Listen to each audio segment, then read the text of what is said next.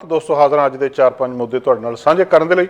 इस प्रोग्राम दे विच रोज़ाना असीं जिहड़े नैशनल न्यूज़ हुंदियां, कुछ राष्ट्रीय खबरां हुंदियां, पूरे अमेरिका के कुछ मुद्दे हुंदे जिन्हां दे उत्ते चर्चा चलदी हुंदी है, उन्हां दे बारे आपां गलबात करदे हां। हर स्टेट दीयां, हर शहर दीयां अपणीआं खबरां हुंदियां, पर कुछ खबरां हुंदियां जिहड़ियां अखबारां दीयां सुर्खियां हुंदियां, ओह हर शहर, हर स्टेट ते हर अखबार दे विच सुर्खी हुंदी आ।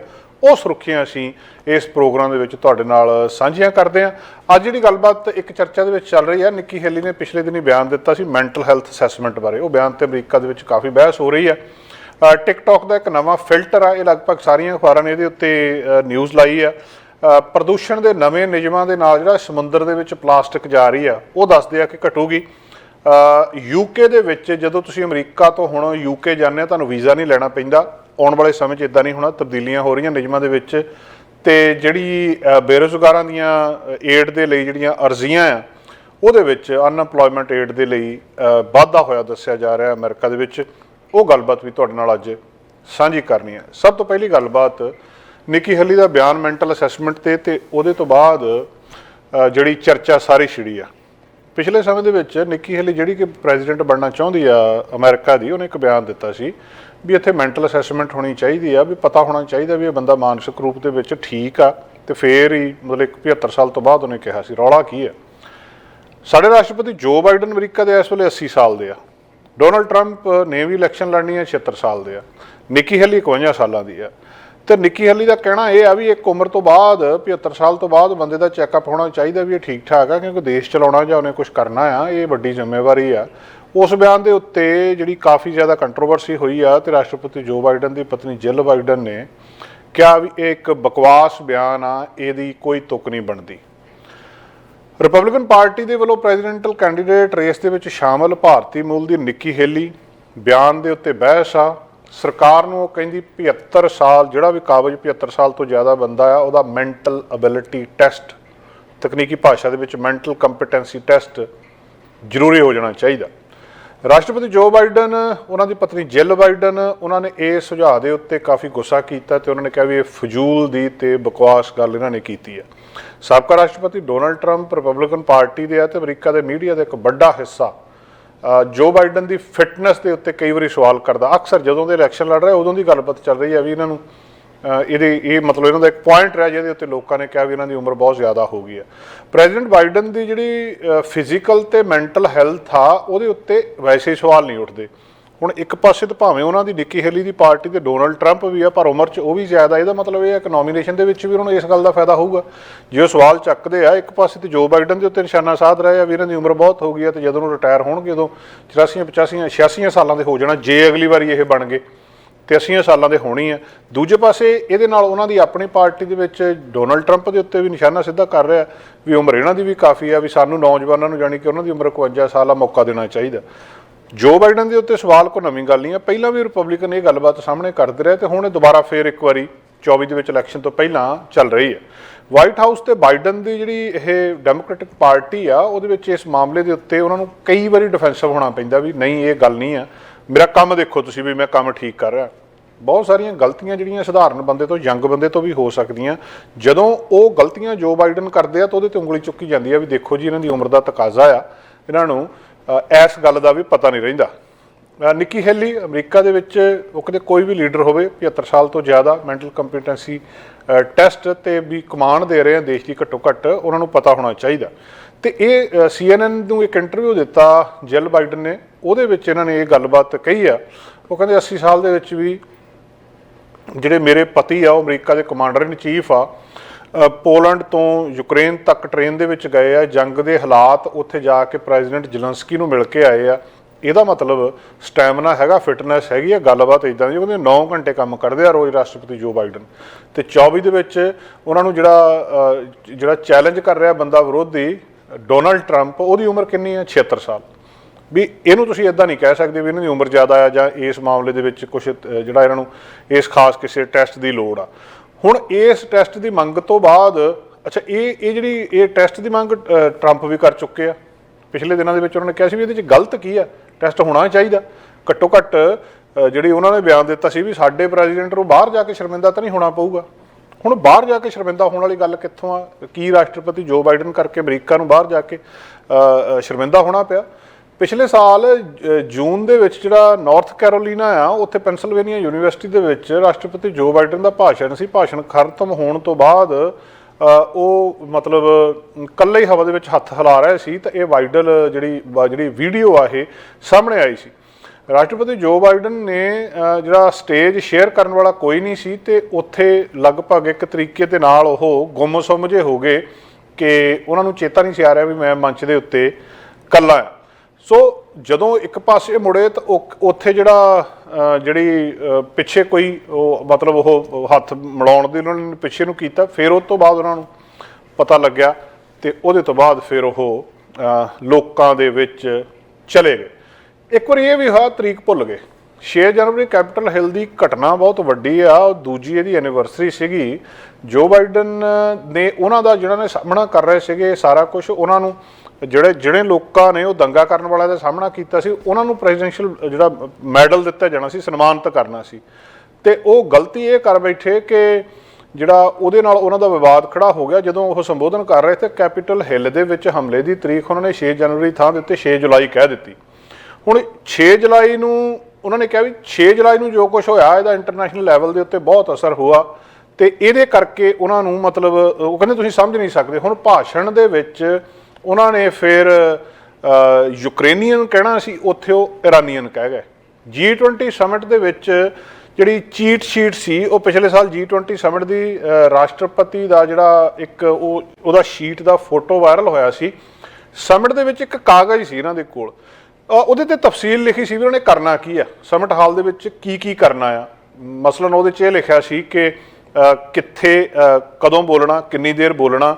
ਉਹ ਫੋਟੋ ਦੇ ਵਿੱਚ ਮੈਂਸ਼ਨ ਇਹ ਵੀ ਕੀਤਾ ਸੀ ਵੀ ਸੈਸ਼ਨ ਦੇ ਵਿੱਚ ਕਿੱਥੇ ਖੜੇ ਹੋਣਾ, ਨੋਟਸ ਬਣਾ ਕਰ ਦਿੱਤੇ ਸੀ। ਹੁਣ ਇਹਦੇ ਵਿੱਚ ਫਿਟਨੈਸ ਨੂੰ ਲੈ ਕੇ ਫੇਰ ਸਵਾਲ ਉੱਠੇ ਸੀ ਵੀ ਇੱਦਾਂ ਨਹੀਂ ਹੋਣਾ ਚਾਹੀਦਾ। ਪਿਛਲੇ ਸਾਲ ਜਦੋਂ ਡੈਮੋਕ੍ਰੇਟ ਪਾਰਟੀ ਦੇ ਜਿਹੜੀ ਟਾਊਨ ਹਾਲ ਦੇ ਵਿੱਚ ਪਹੁੰਚੇ ਸੀ, ਉੱਥੇ ਸਪੀਚ ਦੇਣੀ ਸੀ ਇਹਨਾਂ ਨੇ, ਪਾਰਟੀ ਦੇ ਸੰਸਦ ਦਾ ਨਾਂ ਲੈ ਕੇ 3 ਵਾਰ ਸਟੇਜ ਦੇ ਉੱਤੇ ਇਨਵਾਈਟ ਕੀਤਾ ਸੀ। ਖਾਸ ਗੱਲ ਇਹ ਸੀ ਕਿ ਉਹ ਸੰਸਦ 2 ਦਿਨ ਪਹਿਲੇ ਉਹਦੀ ਜਿਹੜੀ ਆ ਮੌਤ ਹੋ ਗਈ ਸੀ। ਇਹ ਤੋਂ ਬਾਅਦ ਫਿਰ ਮਾਫੀ ਮੰਗੀ ਸੀ। ਉਹ ਜਿਹੜੀ ਚੀਟ ਸ਼ੀਟ ਸੀਗੀ ਉਹਦੇ ਕਈ ਸ਼ਬਦ ਬੜੇ ਬੋਲਡ ਕੀਤੇ ਸੀ। ਹੱਥਾਂ ਦੇ ਵਿੱਚ ਕਾਗਜ਼ ਦੇ ਉੱਤੇ ਜਿਹੜਾ ਲਿਖਿਆ ਸੀ ਖਾਸ ਤੌਰ ਦੇ ਉੱਤੇ ਉਹਦੇ 'ਚ ਉਹਨਾਂ ਨੇ ਡਿਟੇਲ ਲਿਖੀ ਸੀ ਵੀ ਆਹ ਕਰਨਾ ਜਦੋਂ YOU ਉਹਨੂੰ ਬੋਲਡ ਕਰਕੇ ਲਿਖਿਆ ਸੀ ਵੀ ਪਤਾ ਲੱਗ ਜੇ ਧਿਆਨ ਦੇ ਨਾਲ ਵੀ ਤੁਸੀਂ ਕੀ ਕਰਨਾ। ਜਾਂ ਇਹ ਵੀ ਸੀਗਾ ਕਿ ਇਹ ਵੀ ਲਿਖਿਆ ਸੀ ਉਹਦੇ ਵਿੱਚ ਕਿ ਜਿਹੜੇ ਇੰਡੋਨੇਸ਼ੀਆਈ ਪ੍ਰੈਜ਼ੀਡੈਂਟ ਜੋਕੋ ਵਿਡੋਡੋ ਆ ਤੇ ਜਾਪਾਨ ਦੇ ਪ੍ਰਾਈਮ ਮਿਨਿਸਟਰ ਕਿਸ਼ਿਦਾ ਦੇ ਨਾਲ ਸਮਿਟ ਸ਼ੁਰੂ ਹੋਣ ਤੋਂ ਪਹਿਲਾਂ ਫੋਟੋ ਸੈਸ਼ਨ ਕਰਾਉਣਾ। ਇਹ ਡਿਟੇਲ ਹੋ ਸਕਦਾ ਬਾਕੀਆਂ ਨੂੰ ਵੀ ਇਦਾਂ ਲਿਖ ਕੇ ਦਿੱਤਾ ਜਾਵੇ, ਪਰ ਇਸ ਮਾਮਲੇ ਦੇ ਵਿੱਚ ਰਾਸ਼ਟਰਪਤੀ ਜੋ ਬਾਈਡਨ ਦੀ ਉਮਰ ਨੂੰ ਉਹਦੇ ਨਾਲ ਜੋੜ ਕੇ ਪੇਸ਼ ਕੀਤਾ ਜਾ ਰਿਹਾ ਤੇ ਨਿੱਕੀ ਹੇਲੀ ਦੇ ਬਿਆਨ ਤੋਂ ਬਾਅਦ ਜਿਹੜੀ ਇਸ ਵੇਲੇ ਚਰਚਾ ਹੈਗੀ ਆ। ਤੇ ਇੱਥੇ ਤੱਕ ਵੀ ਕਹਿੰਦੇ ਉਹਦੇ ਵਿੱਚ ਲਿਖਿਆ ਸੀ ਰਾਸ਼ਟਰਪਤੀ ਜੋ ਬਾਈਡਨ ਨੂੰ ਵੀ ਤੁਸੀਂ ਸੈਂਟਰ ਦੇ ਵਿੱਚ ਬੈਠਣਾ। ਜਦੋਂ ਸਮਿਟ ਸ਼ੁਰੂ ਹੋਣਾ ਸੀ ਉਹਦੇ ਤੋਂ ਬਾਅਦ ਉਹਨਾਂ ਨੇ 5 ਮਿੰਟ ਦੇ ਵਿੱਚ ਇਹ ਵੀ ਲਿਖਿਆ ਸੀ ਵੀ ਤੁਸੀਂ ਭਾਸ਼ਣ ਆਪਣਾ ਖਤਮ ਕਰਨਾ ਤੇ ਜਦੋਂ ਖਤਮ ਹੋਣਾ ਫਿਰ ਬਾਕੀ ਲੀਡਰਸ ਦੇ ਤੁਸੀਂ ਨਾਲ ਹੀ ਰਹਿਣਾ। ਇਹ ਬਹੁਤ ਸਾਰੀਆਂ ਜਿਹੜੀਆਂ ਗੱਲਾਂ ਸੀਗੀਆਂ ਇਹਦੇ ਵਿੱਚ। ਹੁਣ ਮਤਲਬ ਕਈ ਵਾਰੀ ਇਸ ਗੱਲ ਦੇ ਉੱਤੇ ਜਿਹੜੇ ਵਿਰੋਧੀ ਸੀ ਉਹਨੇ ਮਜ਼ਾਕ ਬਣਾਇਆ ਇਸ ਗੱਲ ਦੇ ਉੱਤੇ।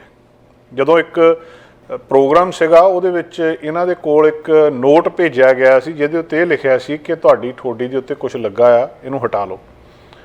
ਇਹ ਜਿਹੜਾ ਟਰੰਪ ਨੇ ਕਿਹਾ ਸੀ ਵੀ ਇਹ ਅਨਫਿਟ ਫॉर ਪ੍ਰੈਜ਼ੀਡੈਂਸੀ ਆ, ਬਾਰ-ਬਾਰ ਇਸ ਗੱਲ ਨੂੰ ਕਿਹਾ ਸੀ ਕਿ ਅਨਫਿਟ ਫॉर ਪ੍ਰੈਜ਼ੀਡੈਂਸੀ ਕਹਿੰਦੇ ਰਹੇ ਆ। 2020 ਦੇ ਵਿੱਚ ਜਦੋਂ ਪ੍ਰੈਜ਼ੀਡੈਂਸ਼ੀਅਲ ਇਲੈਕਸ਼ਨ ਹੋਣੀ ਸੀ, ਕੰਪੇਨ ਚੱਲ ਰਿਹਾ ਸੀ, ਉਸ ਵੇਲੇ ਵੀ ਰਿਪਬਲਿਕਨ ਤੇ ਖਾਸ ਕਰੇ ਡੋਨਲਡ ਟਰੰਪ ਨੇ ਕਿਹਾ ਸੀ ਵੀ ਇਹਨੂੰ ਜਿਹੜਾ ਸਲੀਪੀ ਜੋ ਜਾਣੀ ਕਿ ਨੀਂਦ ਦੇ ਵਿੱਚ ਰਹਿਣ ਵਾਲੇ ਜੋ ਬਾਈਡਨ ਉਸ ਵੇਲੇ ਕਿਹਾ ਸੀ ਤੇ ਇਸ ਗੱਲ ਦੇ ਉੱਤੇ ਵੀ ਕਾਫੀ ਚਰਚਾ ਹੋਈ ਸੀ। ਸੋ ਇਸ ਮਾਮਲੇ ਦੇ ਉੱਤੇ ਇੱਕ ਵਾਰੀ ਫਿਰ ਅਮਰੀਕਾ ਦੇ ਵਿੱਚ ਚਰਚਾ ਚੱਲ ਰਹੀ ਹੈ ਨਿੱਕੀ ਹੇਲੀ ਦੇ ਬਿਆਨ ਦੇ ਉੱਤੇ ਕਿ ਜਿਹੜਾ ਟੈਸਟ ਹੋਣਾ ਚਾਹੀਦਾ ਇਹਨਾਂ 75 ਸਾਲ ਤੋਂ ਬਾਅਦ ਬੰਦੇ ਦਾ ਜਾਂ ਨਹੀਂ ਹੋਣਾ ਚਾਹੀਦਾ, ਹੁੰਦਾ ਕੀ ਆ।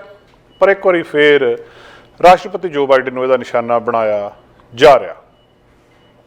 ਅਗਲੀ ਗੱਲਬਾਤ ਦੋਸਤੋ ਟਿਕਟੌਕ ਦੇ ਬਾਰੇ ਕਰਨੀ ਹੈ। ਟਿਕਟੌਕ ਕਈ ਕਾਰਨਾਂ ਕਰਕੇ ਖਬਰਾਂ ਦੇ ਵਿੱਚ ਰਹੀ ਹੈ ਪਿਛਲੇ ਸਮੇਂ ਦੇ ਵਿੱਚ, ਪਹਿਲਾਂ ਅਮਰੀਕਾ ਦੇ ਵਿੱਚ, ਫਿਰ ਇੱਥੇ ਕੈਨੇਡਾ ਦੇ ਵਿੱਚ ਵੀ, ਕਿ ਚੀਨ ਦੀ ਇੱਕ ਐਪ ਆ ਤੇ ਇਹਦੇ ਨਾਲ ਕਈ ਕੁਝ ਬਦਲ ਜਾਂਦਾ ਆ ਤੇ ਹੋ ਸਕਦਾ ਇਹ ਕਿਸੇ ਤਰ੍ਹਾਂ ਜਸੂਸੀ ਕਰਦੇ ਹੋਣ ਤੇ ਇਹਨੂੰ ਸਰਕਾਰੀ ਡਿਵਾਈਸਿਸ ਤੋਂ ਬੰਦ ਕਰ ਦਿੱਤਾ ਤੇ ਪਤਾ ਨਹੀਂ ਹੁਣ ਦੂਜਿਆਂ ਦੇ ਵੀ ਕਰਦੇ ਆ ਕਿ ਨਹੀਂ ਕਰਦੇ। ਇਹ ਐਪ ਦੇ ਵਿੱਚ ਆਰਟੀਫਿਸ਼ੀਅਲ ਇੰਟੈਲੀਜੈਂਸ ਕਰਕੇ ਹੁਣੇ ਬਹੁਤ ਚਰਚਾ ਦੇ ਵਿੱਚ ਆਈ ਆ। ਅਮਰੀਕਾ ਦੇ ਵਿੱਚ ਇਹਦੀ ਚਰਚਾ ਹੋ ਰਹੀ ਆ ਔਰ ਕਈ ਤਰ੍ਹਾਂ ਦੇ ਸਵਾਲ ਉੱਠ ਰਹੇ ਆ ਇਹਦੇ ਉੱਤੇ ਇੱਕ ਸਪੈਸ਼ਲ ਇਫੈਕਟ ਆ ਟਿਕਟੌਕ ਦੇ ਵਿੱਚ, ਆਮ ਤੌਰ ਦੇ ਉੱਤੇ ਫੋਟੋ ਦੇ ਉੱਤੇ ਇਫੈਕਟ ਲੱਗਦੇ ਆ, ਜਿਹੜੇ ਫਿਲਟਰ ਲੱਗਦੇ ਆ ਫੋਟੋਸ਼ਾਪ ਜਿੱਦਾਂ, ਜਾਂ ਉਹਨੂੰ ਕਰ ਦਿੱਤਾ ਜਾਂਦਾ ਆ ਕਿ ਤੁਹਾਡੀ ਸ਼ਕਲ ਕੁਛ ਆ ਉਹਨੂੰ ਕਿਸੇ ਤਰ੍ਹਾਂ ਦੀ ਵੀ ਬਣਾ ਦਿੱਤਾ ਜਾਂਦਾ, ਤੁਹਾਡਾ ਰੰਗ ਗੋਰਾ ਕਰ ਦਿੰਦੇ ਆ, ਤੁਹਾਡੇ ਬੁੱਲ ਲਾਲ ਕਰ ਦਿੰਦੇ ਆ, ਭਰਵੱਟੇ ਜ਼ਿਆਦਾ ਸੰਘਣੇ ਕਰ ਦਿੰਦੇ ਆ, ਕੁਛ ਵੀ ਕਰ ਦਿੰਦੇ ਆ ਉਹ, ਪਰ ਉਹ ਫੋਟੋ ਦੇ ਵਿੱਚ ਹੁੰਦਾ। ਵੀਡੀਓ ਦੇ ਵਿੱਚ ਆਮ ਤੌਰ 'ਤੇ ਇੱਦਾਂ ਨਹੀਂ ਹੁੰਦਾ। ਜੇ ਵੀਡੀਓ ਦੇ ਵਿੱਚ ਹੁੰਦਾ ਵੀ ਆ ਤਾਂ ਉਹ ਜਿਹੜੀ ਚੱਲ ਰਹੀ ਵੀਡੀਓ ਦੇ ਵਿੱਚ ਨਹੀਂ ਹੁੰਦਾ, ਬਾਅਦ ਦੇ ਵਿੱਚ ਉਹਦਾ ਕੁਛ ਨਾ ਕੁਛ ਕੀਤਾ ਜਾ ਸਕਦਾ। ਪਰ ਹੁਣ ਇਹਨੂੰ ਟਿਕਟੌਕ ਦੇ ਵਿੱਚ ਇੱਕ ਬਹੁਤ ਜਿਹੜੀ ਆਰਟੀਫਿਸ਼ੀਅਲ ਇੰਟੈਲੀਜੈਂਸ ਦੇ ਨਾਲ ਚੀਜ਼ ਆ ਗਈ ਆ, ਜਿਹਦੇ ਨਾਲ ਕੋਈ ਵੀ ਆਪਣੀ ਸ਼ਕਲ ਨੂੰ ਬਹੁਤ ਸੋਹਣਾ ਬਣਾ ਸਕਦਾ। ਬਿਊਟੀ ਫਿਲਟਰ ਕਹਿੰਦੇ ਆ ਇਹਨੂੰ। ਉਹਨੂੰ ਉਹ ਬਹੁਤ ਸੋਹਣਾ ਬਣਾ ਸਕਦਾ, ਜਿੱਦਾਂ ਦਾ ਉਹ ਹੈ ਉਹ ਵੀਡੀਓ ਦੇ ਵਿੱਚ ਗੱਲ ਕਰੂਗਾ ਤੇ ਉਹਦੇ ਵਿੱਚ ਉਹ ਇਦਾਂ ਲੱਗੂਗਾ ਕਿ ਬਹੁਤ ਸੋਹਣਾ ਵਿਅਕਤੀ ਜਾਂ ਕੋਈ ਔਰਤ ਜਿਹੜੀ ਉਹ ਗੱਲ ਕਰ ਰਹੀ ਹੈ। ਬੋਲਡ ਗਲੈਮਰ, ਇਹ ਇੱਕ ਇਸ ਫਿਲਟਰ ਦਾ ਨਾਂ ਆ। ਥੋੜੇ ਦਿਨਾਂ ਦੇ ਵਿੱਚ 16 ਮਿਲੀਅਨ ਟਾਈਮਸ ਜਿਹੜਾ ਆ ਇਹ ਡਾਊਨਲੋਡ ਹੋ ਚੁੱਕਾ ਆ, ਜਦੋਂ ਪਿਛਲੇ ਮਹੀਨੇ ਇਹ ਰਿਲੀਜ਼ ਕੀਤਾ ਗਿਆ ਹੈ। ਔਰ ਸਭ ਤੋਂ ਵੱਡਾ ਇਫੈਕਟ ਜਿਹੜਾ ਤੁਹਾਡੇ ਸਮਾਰਟਫੋਨ ਦੇ ਵਿੱਚ ਆ, ਆਪਣੇ ਆਪ ਹੀ ਕ੍ਰੀਏਟ ਹੋ ਜਾਂਦਾ। ਤੁਹਾਡਾ ਜਿਹੜਾ ਮਤਲਬ ਅਵਤਾਰ ਤੁਹਾਡੇ ਆਪਣੇ ਆਪ ਦਾ ਰੀਅਲ ਟਾਈਮ ਦੇ ਵਿੱਚ, ਜਦੋਂ ਤੁਸੀਂ ਕਿਸੇ ਨਾਲ ਚੈਟ ਕਰ ਰਹੇ ਆ, ਗੱਲ ਕਰ ਰਹੇ ਆ, ਉਸੇ ਵੇਲੇ ਨਾਲ ਨਾਲ ਹੀ ਤੁਹਾਡੀ ਸ਼ਕਲ ਬਦਲ ਜਾਂਦਾ। ਇਹ ਜਿਹੜੀ ਇਹਦੀ ਜਿਹੜਾ ਇਹਦਾ ਇਹ ਬੋਲਡ ਗਲੈਮਰ ਫਿਲਟਰ ਆ, ਜਿਹੜਾ ਇਹਦਾ 16 ਮਿਲੀਅਨ ਟਾਈਮਸ ਡਾਊਨਲੋਡ ਹੋ ਚੁੱਕਾ ਹੁਣ, ਤੇ ਇਹਨੇ ਬਹੁਤ ਵੱਡੀ ਗੱਲਾਂ ਸਮੱਸਿਆ ਵੀ ਪੈਦਾ ਕਰ ਦਿੱਤੀ, ਖਾਸ ਕਰ ਅਮਰੀਕਾ ਦੇ ਵਿੱਚ। ਕ੍ਰੀਏਟਰ ਨੇ, ਰਿਸਰਚਰਸ ਨੇ, ਜਾਂ ਕ੍ਰੀਏਟਿਵ ਟੈਕਨੋਲੋਜੀ ਆ ਉਹਦੇ ਵਿੱਚ ਦੂਜੇ ਫਿਲਟਰ ਜਿਹੜੇ ਹੈਗੇ ਆ ਉਹਨਾਂ ਤੋਂ ਹਟ ਕੇ ਜਿਹੜਾ ਬੋਲਡ ਗਲੈਮਰ ਆ, ਇਹ ਤੁਹਾਨੂੰ ਮਤਲਬ ਕੁਛ ਨਾ ਕੁਛ ਇਹੋ ਜਿਹਾ ਕਰ ਦਿੰਦਾ ਕਿ ਤੁਹਾਨੂੰ ਪਤਾ ਵੀ ਨਹੀਂ ਲੱਗਦਾ ਰੀਅਲ ਟਾਈਮ ਦੇ ਵਿੱਚ, ਤੇ ਤੁਸੀਂ ਨਕਲੀ ਵੀ ਨਹੀਂ ਲੱਗਦੇ, ਤੇ ਤੁਸੀਂ ਲੱਗਦੇ ਅੱਗੇ ਨਾਲੋਂ ਸੋਹਣੇ ਆ। ਔਰ ਇਹ ਤੁਹਾਡੇ ਚਿਹਰੇ ਨੂੰ ਆਪਣੇ ਆਪ ਪੜ੍ਹਦਾ ਕਿ ਵਿਅਕਤੀ ਦੇ ਚਿਹਰੇ ਦੇ ਉੱਤੇ ਕੀ ਹੋਣ ਵਾਲਾ ਆ। ਤੇ ਹੁਣ ਇਹਨੂੰ ਰਿਸਰਚਰਸ ਤੇ ਹੋਰ ਸਾਰੇ ਯੂਜ਼ ਕਰ ਰਹੇ ਆ ਇਸ ਚੀਜ਼ ਦੇ ਨਾਲ, ਤੇ ਰੌਲਾ ਇਹ ਪੈ ਰਿਹਾ ਕਿ ਇਹਦੇ ਨਾਲ ਤਾਂ ਫਿਰ ਇਹ ਗੱਲ ਹੋ ਜੂਗੀ ਕਿ ਕੋਈ ਵੀ ਬੰਦਾ ਅਸਲੀ ਰੂਪ ਦੇ ਵਿੱਚ ਸਾਹਮਣੇ ਹੀ ਨਹੀਂ ਆਊਗਾ। ਇੱਕ ਪੱਤਰਕਾਰ ਆ ਵਾਸ਼ਿੰਗਟਨ ਪੋਸਟ ਦੀ, ਉਹਨੇ ਆਪਣੇ ਨਾਲ ਇਹ ਲਾ ਕੇ ਫਿਲਟਰ ਤੇ ਵੀਡੀਓ ਪਾ ਕੇ ਦੱਸਿਆ ਵੀ ਆਹ ਮੇਰੀ ਅਸਲੀ ਸ਼ਕਲ ਆ ਤੇ ਆਹ ਮੈਂ ਨਾਲ ਦਿਖ ਰਹੀ ਆ। ਉਹ ਜਦੋਂ ਦਿਖ ਰਹੀ ਆ ਤਾਂ ਬਹੁਤ ਸੋਹਣੀ ਆ। ਉਹਦੇ ਵਿੱਚ ਇੱਥੇ ਤੱਕ ਕੀਤਾ ਜਾਂਦਾ ਕਿ ਆਹ ਜਿਹੜੇ ਵਾਲ ਆ ਤੁਹਾਡੇ, ਇਹਨਾਂ ਨੂੰ ਇੱਥੋਂ ਫਿਕਸ ਕਰ ਦਿੰਦੇ, ਤੁਹਾਡੀ ਹੇਅਰ ਲਾਈਨ ਪਿੱਛੇ ਲੈ ਜਾਂਦੇ ਆ, ਤੁਹਾਡੇ ਭਰਵੱਟੇ ਥੋੜ੍ਹੇ ਜਿਹੇ ਬੋਲਡ ਕਰ ਦਿੰਦੇ ਆ, ਤੁਹਾਡੇ ਬੁੱਲਾਂ ਨੂੰ ਉਹਦੀ ਸ਼ੇਪ ਦੇ ਦਿੰਦੇ ਆ, ਆ ਜਿਹੜੀ ਚਿੰਨ੍ਹ ਆ ਜਿਹੜੀ ਕਿਸੇ ਦੀ ਨਹੀਂ ਵੀ ਹੁੰਦੀ ਉਹਨੂੰ ਮਤਲਬ ਬੜੇ ਸੋਹਣੇ ਤਰੀਕੇ ਨਾਲ ਤਿੱਖੀ ਕਰ ਦਿੰਦੇ ਆ, ਤੁਹਾਡੀ ਸਕਿਨ ਨੂੰ ਇੰਨੀ ਸੌਫਟ ਕਰ ਦਿੰਦੇ ਕਿ ਬੰਦਾ ਸੋਹਣਾ ਲੱਗਦਾ। ਹੁਣ ਰੌਲਾ ਇਹ ਅਮਰੀਕਾ ਦੇ ਵਿੱਚ ਪੈ ਗਿਆ ਇਸ ਗੱਲ ਤੋਂ ਵੀ ਅਸਲ 'ਚ ਬੰਦਾ ਕੀ ਹੈ, ਫਿਰ ਉਹ ਤਾਂ ਗਵਾਚ ਹੀ ਜਾਊਗਾ। ਕੋਈ ਵੀ ਨਹੀਂ ਚਾਹੂਗਾ ਕਿ ਮੈਂ ਇਹਦੇ ਤੋਂ ਬਿਨਾਂ, ਇਸ ਫਿਲਟਰ ਤੋਂ ਬਿਨਾਂ ਆਪਣੀ ਵੀਡੀਓ ਪਾਵਾਂ। ਔਰ ਉਹ ਇੰਨਾ ਸੌਖਾ ਹੋ ਗਿਆ ਉਸ ਚੀਜ਼ ਦੇ ਨਾਲ ਕਿ ਇਹਨੂੰ ਕਿ ਕੋਈ ਵੀ ਵਿਅਕਤੀ ਇਹਨੂੰ ਯੂਜ਼ ਕਰ ਸਕਦਾ। ਯੂਨੀਵਰਸਿਟੀ ਆਫ ਕੈਲੀਫੋਰਨੀਆ ਬਰਕਲੇ ਦੇ ਵਿੱਚ ਜਿਹੜੇ ਦੱਸਦੇ ਆ ਉਹ ਕਿ ਇਹ ਜਿਹੜੀ ਜਨਰੇਟਿਵ ਆਰਟੀਫਿਸ਼ੀਅਲ ਇੰਟੈਲੀਜੈਂਸ ਆ, ਇੱਕ ਐਸੀ ਜਿਹੜੀ ਟੈਕਨੀਕ ਆ ਜਿਹਦੇ ਨਾਲ ਬੰਦੇ ਦੀ ਸ਼ਕਲ ਹੀ ਬਦਲੀ ਜਾ ਸਕਦੀ ਆ। ਤੇ ਜਿਹੜੇ ਸਾਇੰਟਿਸਟ ਨੇ, ਵਿਗਿਆਨੀ ਨੇ, ਪ੍ਰੋਫੈਸਰ ਨੇ, ਸਿਰਫ ਇਸ ਖੇਤਰ ਦੇ ਨਹੀਂ ਸਗੋਂ ਜਿਹੜੇ ਸਮਾਜ ਵਿਗਿਆਨੀ ਨੇ ਉਹ ਵੀ ਇਸ ਗੱਲ ਦੇ ਉੱਤੇ ਹੁਣ ਚਿੰਤਤ ਨੇ ਤੇ ਇਹਦੀ ਗੱਲਬਾਤ ਕਰ ਰਹੇ ਆ ਕਿ ਇੱਕ ਪਾਸੇ ਤਾਂ ਗੱਲ ਬੜੀ ਸਧਾਰਨ ਜਿਹੀ ਲੱਗਦੀ ਹੈ ਕਿ ਇਹ ਵਿਜ਼ੂਅਲ ਮੈਨੂਪੂਲੇਸ਼ਨ ਤੋਂ ਬਿਨਾਂ ਕੁਛ ਨਹੀਂ ਹੈ, ਸਿਰਫ ਤੁਹਾਨੂੰ ਸ਼ਕਲ ਹੀ ਤੁਹਾਡੀ ਬਦਲ ਦਿੱਤੀ, ਇਹਦਾ ਬਹੁਤ ਵੱਡਾ ਕੀ ਇਫੈਕਟ ਪੈ ਸਕਦਾ। ਪਰ ਜਿਹੜੇ ਸਮਾਜ ਵਿਗਿਆਨੀ ਨੇ ਉਹ ਕਹਿੰਦੇ ਇਹਦਾ ਬਹੁਤ ਵੱਡਾ ਅਸਰ ਆਉਣ ਵਾਲੇ ਸਮੇਂ ਦੇ ਵਿੱਚ ਪੈਣਾ ਆ ਕਿ ਜਿਸ ਕਿਸਮ ਦਾ ਬੰਦਾ ਤੁਹਾਨੂੰ ਵੀਡੀਓ ਦੇ ਵਿੱਚ ਦਿਸ ਰਿਹਾ ਆ, ਫੋਟੋ ਤੱਕ ਠੀਕ ਸੀ ਪਰ ਹੁਣ ਵੀਡੀਓ ਤੱਕ ਉਹ ਵੀ ਰੀਅਲ ਟਾਈਮ ਲਾਈਵ ਜਦੋਂ ਤੁਸੀਂ ਗੱਲ ਕਰ ਰਹੇ ਹੋ ਉਸ ਵੇਲੇ ਤੁਹਾਡੇ ਸਾਰਾ ਕੁਛ ਇਹ ਠੀਕ ਠਾਕ ਕਰਕੇ ਤੇ ਤੁਹਾਡੇ ਸਾਹਮਣੇ ਪੇਸ਼ ਕਰ ਦੇਵੇ। ਇਸ ਗੱਲਬਾਤ ਨੂੰ ਬਹੁਤ ਗੰਭੀਰਤਾ ਦੇ ਨਾਲ ਲਿਆ ਜਾ ਰਿਹਾ। ਅਗਲੀ ਗੱਲਬਾਤ ਪ੍ਰਦੂਸ਼ਣ ਦੇ ਬਾਰੇ। ਬਾਈਡਨ ਐਡਮਿਨਿਸਟ੍ਰੇਸ਼ਨ ਨੇ ਬੁੱਧਵਾਰ ਨੂੰ ਕੱਲ ਇਹ ਰੂਲ ਇੱਕ ਹੋਰ ਲਿਆਂਦਾ ਸੀ ਤਾਂ ਕਿ ਜਿਹੜਾ ਜ਼ਹਿਰੀਲੀਆਂ ਚੀਜ਼ਾਂ ਨੇ ਉਹਨਾਂ ਨੂੰ, ਕੋਲੇ ਦੇ ਪਾਵਰ ਪਲਾਂਟਸ ਤੋਂ ਆਪਾਂ ਕੱਲ ਜਦੋਂ ਖਬਰ ਕੀਤੀ ਸੀ, ਉਹਨਾਂ ਨੂੰ ਬਾਹਰ ਨਾ ਸਿੱਟਿਆ ਜਾ ਸਕੇ ਤੇ ਉਹ ਕਿਸੇ ਵੀ ਰਿਵਰ, ਲੇਕ ਜਾਂ ਸਮੁੰਦਰ ਦੇ ਵਿੱਚ ਨਾ ਜਾ ਸਕਣ। ਇਹਦੇ ਨਾਲ ਸੰਬੰਧਿਤ ਹੀ ਹੁਣ ਦੂਜੀਆਂ ਜਿਹੜੀਆਂ ਅਨਾਊਂਸਮੈਂਟਸ ਆ ਰਹੀਆਂ, ਵਿਗਿਆਨੀ ਦੱਸ ਰਹੇ ਆ ਕਿ ਤੁਸੀਂ ਕਾਨੂੰਨ ਤਾਂ ਹੁਣ ਬਣਾਉਣ ਲੱਗੇ ਆ, ਅਸਲ ਦੇ ਵਿੱਚ ਅਸੀਂ ਕਰ ਕੀ ਰਹੇ ਹਾਂ। ਉਹਨਾਂ ਨੇ ਅਨਾਊਂਸ ਕੀਤਾ ਜਿਹੜੀਆਂ ਰੈਸਟ੍ਰਿਕਸ਼ਨ ਜਿਹੜੀਆਂ ਪ੍ਰਪੋਜ਼ ਕੀਤੀਆਂ ਜਾ ਰਹੀਆਂ ਐਨਵਾਇਰਨਮੈਂਟਲ ਪ੍ਰੋਟੈਕਸ਼ਨ ਏਜੰਸੀ ਵੱਲੋਂ, ਜਿਹਦੇ ਵਿੱਚ ਇਹ ਕਿਹਾ ਜਾ ਰਿਹਾ ਕਿ ਬਹੁਤ ਸਖਤ ਆ। ਦੂਜੇ ਪਾਸੇ ਹੁਣ ਇਹ ਦੱਸ ਰਹੇ ਆ ਕਿ ਇਸ ਚੀਜ਼ ਦੇ ਨਾਲ ਖਾਸ ਤੌਰ ਦੇ ਉੱਤੇ ਜਿਹੜਾ ਸਮੁੰਦਰ ਆ, ਜਿਹੜੇ ਦੁਨੀਆ ਦੇ ਓਸ਼ੀਅਨਸ ਨੇ, ਉਹਨਾਂ ਦੇ ਵਿੱਚ 170 ਟ੍ਰਿਲੀਅਨ ਪੀਸਿਸ ਆਫ ਪਲਾਸਟਿਕ ਪਏ ਨੇ ਇਸ ਵੇਲੇ। 170 ਟ੍ਰਿਲੀਅਨ ਪੀਸ ਪਲਾਸਟਿਕ ਦੇ ਸਮੁੰਦਰ ਦੇ ਵਿੱਚ ਬੰਦੇ ਨੇ ਸਿੱਟੇ ਆ। ਤੇ ਬਹੁਤ ਵੱਡੀ ਇੱਕ ਸਟੱਡੀ ਰਿਲੀਜ਼ ਹੋਈ ਆ ਕੱਲ ਇਸੇ ਮਾਮਲੇ ਦੇ ਉੱਤੇ। ਜਿਹੜੇ ਪਲਾਸਟਿਕ ਪਾਰਟੀਕਲਸ ਨੇ, ਇਹਨੂੰ ਪਲਾਸਟਿਕ ਸਮੌਗ ਸ਼ਬਦ ਵਰਤ ਰਹੇ ਆ ਇਹਦੇ ਲਈ। ਇਹਦਾ ਜੇਕਰ ਸਾਰੇ ਦਾ ਭਾਰ ਕਰਨਾ ਹੋਵੇ ਤਾਂ ਕਹਿੰਦੇ 2.4 ਮਿਲੀਅਨ ਮੀਟ੍ਰਿਕ ਟਨ ਹੋਊਗਾ। ਤੇ ਚਿੰਤਾ ਵਾਲੀ ਗੱਲ ਕੀ ਆ, ਅਮਰੀਕਾ ਕਿ ਇਸ ਗੱਲ ਤੇ ਚਿੰਤਾ ਕਰ ਰਿਹਾ ਕਿ ਹਰ 6 ਸਾਲ ਦੇ ਬਾਅਦ ਜਿੰਨਾ ਇਹ ਵੇਸਟ ਮਟੀਰੀਅਲ ਆ ਇਹ ਦੁੱਗਣਾ ਹੋ ਰਿਹਾ। ਪਲਾਸਟਿਕ ਇਹੋ ਜਿਹੀ ਚੀਜ਼ ਆ ਜਿਹੜੀ ਮਨੁੱਖ ਨੇ ਬਣਾਈ ਆ, ਪਹਿਲਾਂ ਕੁਦਰਤ ਦੇ ਵਿੱਚ ਹੈ ਨਹੀਂ ਸੀ। ਇਹਨੇ ਬਣਾਈ ਐਸੀ ਆ ਕਿ ਇਹ ਜਦੋਂ ਇੱਕ ਵਾਰੀ ਬਣ ਗਈ ਫਿਰ ਇਹ ਜਾਂਦੀ ਕਿਤੇ ਨਹੀਂ। ਜਾਂ ਤਾਂ ਇਹਨੂੰ ਤੁਸੀਂ ਸਾੜੋਗੇ ਅੱਗ ਲਾ ਕੇ, ਜੇ ਸਾੜੋਗੇ ਜਿੰਨੀ ਇਹਦੇ ਵਿੱਚੋਂ ਖਤਰਨਾਕ ਗੈਸ ਨਿਕਲਣੀ ਆ ਉਹਦਾ ਮੁਕਾਬਲਾ ਨਹੀਂ ਆ। ਉਹ ਜਿੰਨਾ ਨੁਕਸਾਨ ਕਰ ਦਿੰਦੇ ਉਹ ਸੋਚਿਆ ਵੀ ਨਹੀਂ ਜਾ ਸਕਦਾ। ਦੂਜਾ ਇਹਦਾ ਹੱਲ ਕੀ ਹੈ, ਕਿਸੇ ਨਾ ਕਿਸੇ ਤਰ੍ਹਾਂ ਦਰਿਆਵਾਂ ਦੇ ਤਹਿਤ ਜਾਂ ਕਰ ਕੁਰ ਕੇ ਸਮੁੰਦਰ 'ਚ ਜਾ ਰਹੀ ਆ। ਤੇ ਸਮੁੰਦਰ ਦੇ ਵਿੱਚ ਇਹ ਕੁਛ ਸੈਂਕੜੇ ਸਾਲ ਨਹੀਂ, ਕਈ ਹਜ਼ਾਰਾਂ ਸਾਲ ਵੀ ਉੱਥੇ ਪਈ ਰਵੇ ਤਾਂ ਇਹ ਸੜਦੀ ਨਹੀਂ, ਇਹਨੂੰ ਕੁਛ ਨਹੀਂ ਹੁੰਦਾ, ਗਲਦੀ ਨਹੀਂ, ਇਹ ਪਈ ਰਹਿੰਦੀ ਹੈ ਉੱਥੇ। ਦੱਸਿਆ ਜਾ ਰਿਹਾ ਕਿ ਇੱਕ ਬੰਦਾ ਜਿਹੜਾ ਇਸ ਵੇਲੇ ਇੱਥੇ ਰਹਿੰਦਾ ਹੈ ਆਪਣੇ ਧਰਤੀ ਦੇ ਉੱਤੇ, ਉਹਦੇ ਲਈ ਮਤਲਬ ਇੱਕ ਬੰਦੇ ਨੇ ਔਸਤਨ 21,000 ਪੀਸ ਪਲਾਸਟਿਕ ਦੇ ਟੁਕੜੇ ਸਮੁੰਦਰ ਦੇ ਵਿੱਚ ਸਿੱਟੇ ਆ। 8 ਬਿਲੀਅਨ ਪਾਪੂਲੇਸ਼ਨ ਆ ਤੇ 8 ਬਿਲੀਅਨ ਨੂੰ 21,000 ਨਾਲ ਗੁਣਾ ਕਰਕੇ ਦੇਖ ਲਓ ਕਿੰਨੀ ਗਿਣਤੀ ਸਾਹਮਣੇ ਆਉਂਦੀ ਹੈ। ਜਿਹੜਾ ਇੱਕ ਜਰਨਲ ਆ PLOS 1 ਜਰਨਲ ਇਹਦਾ ਦੱਸਿਆ ਜਾ ਰਿਹਾ, ਉਹਨਾਂ ਨੇ ਇਹ ਗੱਲਬਾਤ ਸਾਹਮਣੇ ਲਿਆਂਦੀ ਆ। ਤੇ ਜਿਹੜੇ ਸਭ ਤੋਂ ਵੱਡੇ ਓਸ਼ੀਅਨ ਬੇਸਿਨਸ ਨੇ ਉਹਨਾਂ ਦੇ ਵਿੱਚੋਂ ਇਹ ਸਟੱਡੀ ਕਰਕੇ ਸਾਰਾ ਕੁਝ ਦੱਸਿਆ ਕਿ 2004 ਤੋਂ ਲੈ ਕੇ ਹੁਣ ਤੱਕ ਜਿੰਨੀ ਉਹਨਾਂ ਨੇ ਸਟੱਡੀ ਕੀਤੀ ਉਹਦੀਆਂ ਫਾਈਂਡਿੰਗਸ ਕੀ ਔਰ ਕਿੰਨੀ ਖਤਰਨਾਕ ਚੀਜ਼ ਆ ਕਿ ਅਲਟੀਮੇਟਲੀ ਕਿਸ ਹੱਦ ਤੱਕ ਇਹ ਸਾਰਾ ਕੁਝ ਪੋਲਿਊਟ ਹੋ ਚੁੱਕਾ ਤੇ ਅਮਰੀਕਾ ਨੂੰ ਇਹਦੇ ਉੱਤੇ ਬਹੁਤ ਸਖਤ ਕਦਮ ਚੁੱਕਣੇ ਪੈਣੇ ਆ। ਜਿਹੜੀ ਸਟੱਡੀ ਇਹ ਵੀ ਦੱਸਦੀ ਆ ਕਿ ਜਿਹੜੇ ਗਲੋਬਲ ਪਲਾਸਟਿਕ ਪੋਲਿਊਸ਼ਨ ਆ ਉਹਨਾਂ ਨੂੰ ਕਿਸ ਤਰੀਕੇ ਦੇ ਨਾਲ ਘਟਾਇਆ ਜਾ ਸਕਦਾ ਔਰ ਗਰੋਥ ਜਿਹੜੀ ਆ ਐਕਸਪੋਨੈਂਸ਼ੀਅਲ, ਮਤਲਬ 2 ਦੇ 4, 4 ਦੇ 8, 8 ਦੇ 16, 16 ਦੇ 32 ਇਸ ਤਰੀਕੇ ਦੇ ਨਾਲ ਇਹਦੀ ਗਰੋਥ ਹੋ ਰਹੀ ਆ। ਤੇ ਆਉਣ ਵਾਲੇ ਥੋੜ੍ਹੇ ਸਾਲਾਂ ਦੇ ਵਿੱਚ ਹੀ ਇਹ ਦੁਨੀਆ ਦੇ ਲਈ ਇੱਕ ਬਹੁਤ ਵੱਡੀ ਸਮੱਸਿਆ ਬਣ ਸਕਦੀ ਆ।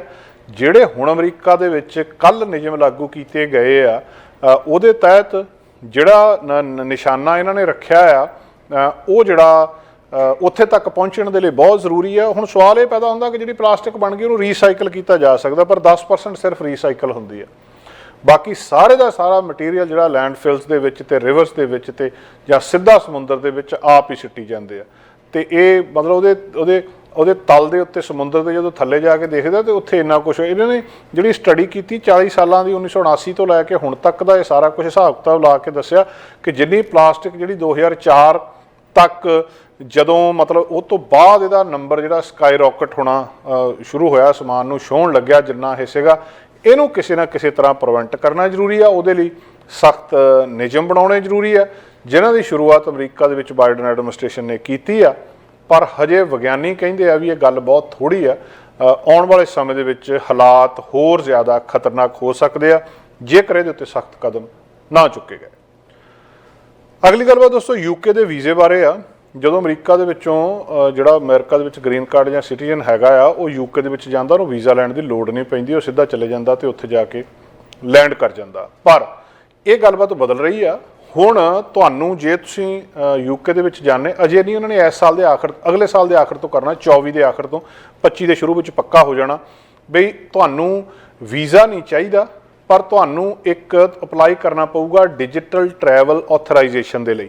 ਜੇ ਤੁਸੀਂ ਅਮਰੀਕਾ ਤੋਂ ਉੱਥੇ ਨੂੰ UK ਨੂੰ ਜਾ ਰਹੇ ਆ ਤੇ ਪਹਿਲਾਂ ਉਹ ਅਪਲਾਈ ਕਰਨਾ ਪਊਗਾ। ਇਹ ਬਹੁਤ ਸਖਤ ਨਿਯਮ ਆ। UK ਦੇ ਜਿਹੜੇ ਬਹੁਤ ਚਿਰ ਬਾਅਦ ਉਹਨਾਂ ਨੇ ਬੜੀ ਸਖਤੀ ਨਾਲ ਲਾਗੂ ਕੀਤੇ ਆ।